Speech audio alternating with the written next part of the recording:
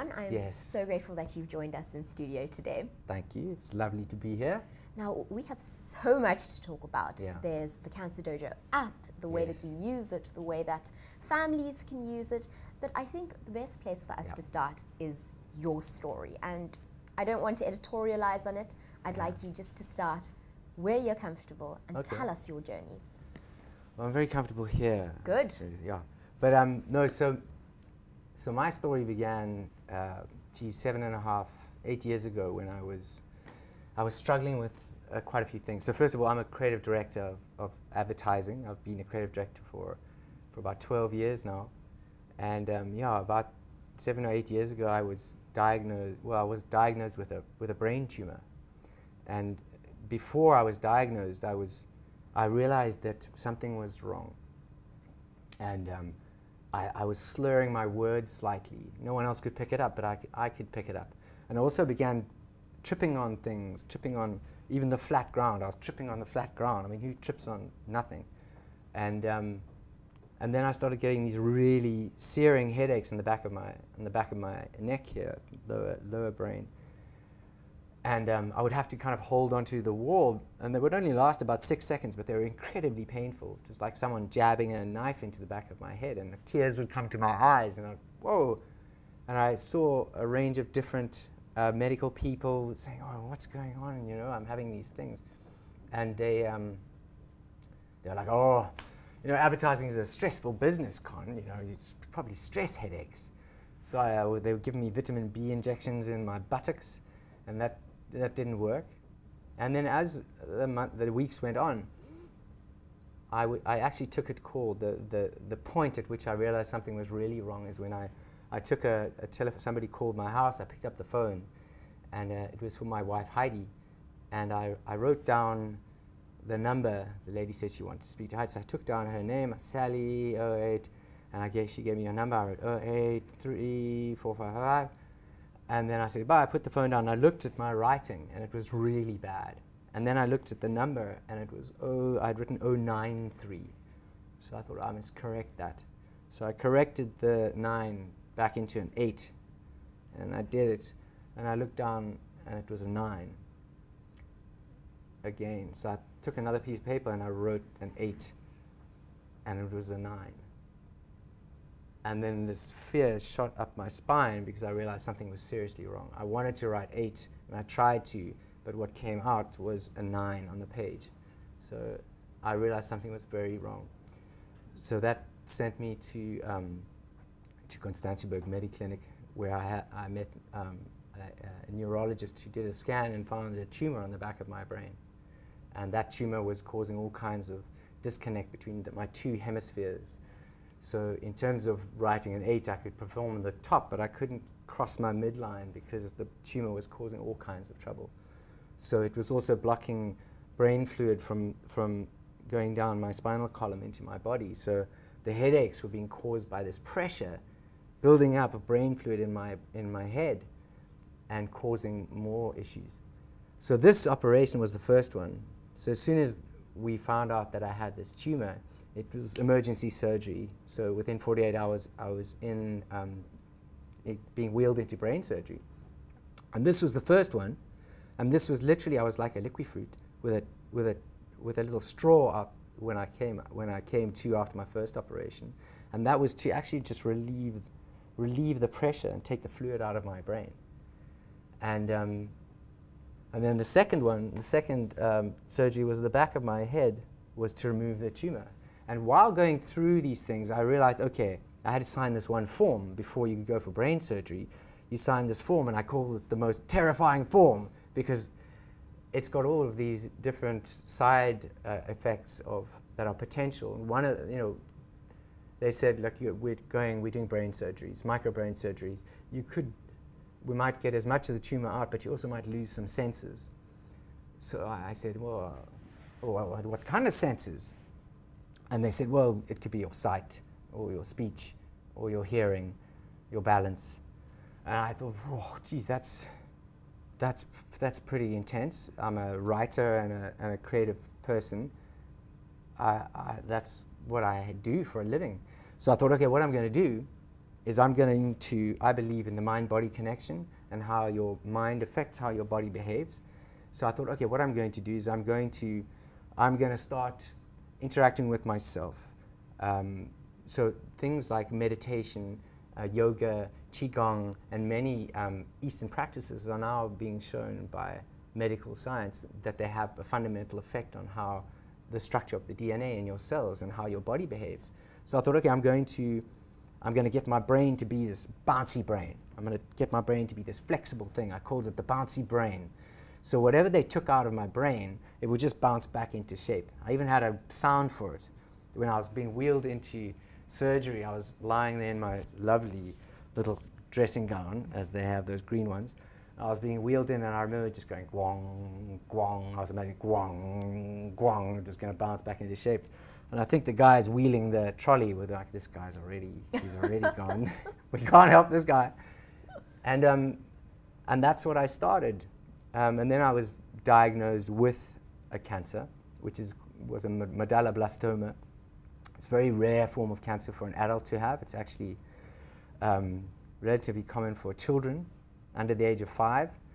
So doctors were kind of scratching their heads as to why they had a 34-year-old man with one. This children's cancer, but it made sense to a lot of my friends and family because they've been telling me I was very childish for many years.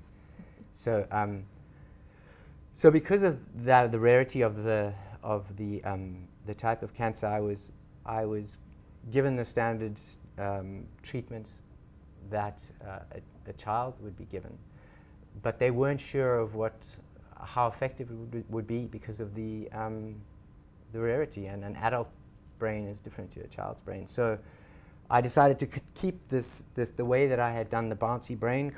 I decided to augment whatever treatments I was doing by using my mind to augment them, make them stronger, make them more effective. And I began a process of that, whether it was the chemotherapy that I underwent.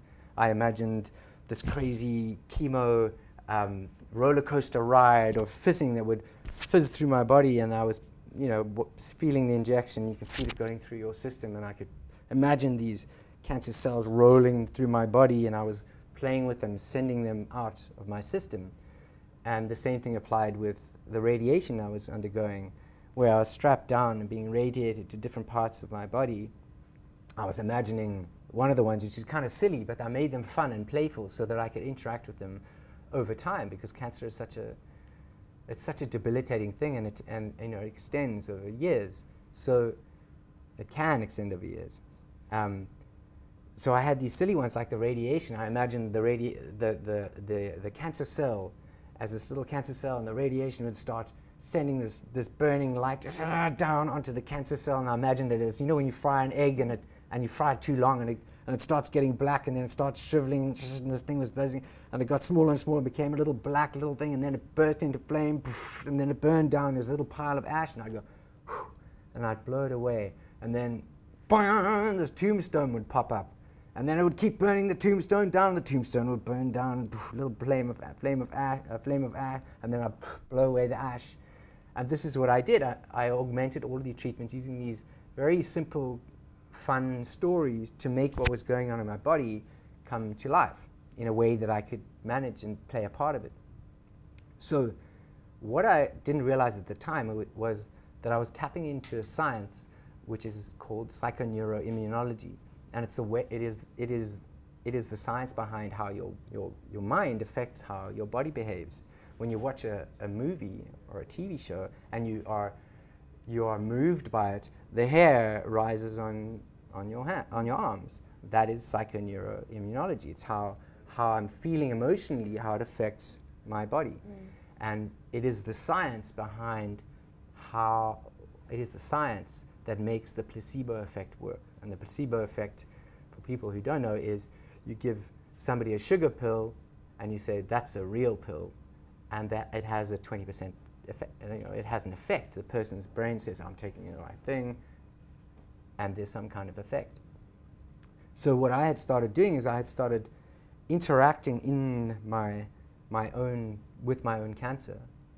And the other element which is really powerful is that when you do that and you take take a role in your own healing, you're not helpless. And when you are diagnosed with cancer, just the words, if somebody says to you, Conn, you've got cancer, automatically your immune system drops. Nothing's happened to you. That's just words. But the fact that cancer is such a big and scary thing has an effect on your immune system, because your body goes, oh. And that is what continues for many people who are facing cancer, is that they don't have a role in their cancer, so they are helpless. And they're helpless because the drugs and surgeries and treatments are so invasive and heavy, and they really take you down. And there's no role for you. So you are at the mercy of medicine. And that lends you to be more susceptible to depression and to having a compromised immune system your entire time, which makes it harder for you to bounce back. So what I'm doing with Cancer Dojo is I'm providing tools for people to help them engage with their cancer in a way that they can interact with it. And when you engage with your cancer, you have a role. I'm not helpless. I wasn't helpless. I had a role. So I wasn't helpless. I wasn't going to fall into depression. I had something to do. I had a job to do. And it was a hard job. It's hard to stay upbeat and fun, but I had something to do. And as soon as I have something to do, I'm not helpless, so my immune system is stronger, which meant I was able to handle the treatments in a more resilient way and bounce back better from that. So these are and I think that I did over 150 portraits on very simple little scribble portraits of different people that I met along the way during my cancer in hospitals. And I studied how people handled their cancer. And we chatted about university degrees earlier. I'm very interested in humans. I studied sociology and archaeology, anthropology, and psychology of philosophy of how people operate under different situations. And so I was very interested in doing these portraits. And what I started realizing is that obviously most people they weren't involved in their cancer. They were just the patients hoping they would be healed, negatively affecting their immune system. And the reason why is that the majority of people in the world are not visual thinkers. The world doesn't demand your average person to be a visual thinker. We're provided visuals on multiple screens, and it's our daily diet of screens that we imbue these images, but there's nothing for your average person to get them to make imagery, to make something that's invisible and make it real. And that's what I've been doing for my 15 years in the industry, is creating things. So I realized that these people, they couldn't engage with their cancer because, one, they hadn't been told how to, and also they couldn't see how they could. They don't have a lot of people don't possess those skills. They can, and this is what I'm building. I'm building a platform that can enable people with the visual tools to help them see what's going on in their body in a non-threatening, playful way that's almost irreverent and fun, but it gives them a role. So suddenly they'll have a role. And that platform that I'm building is an application using mobile technology, which everybody carries this thing around with them. And the opportunity to use it as a tool is what I'm proposing. So I'm building this application that can also be a community used, harness the psychologies of being in a community that supports you, and how very supportive and tight communities can really help you boost your immune system and be stronger. And it's not just this isn't fluff. This is real science.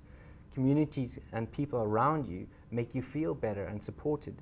Thereby, your immune system is stronger, and you essentially stand a better chance.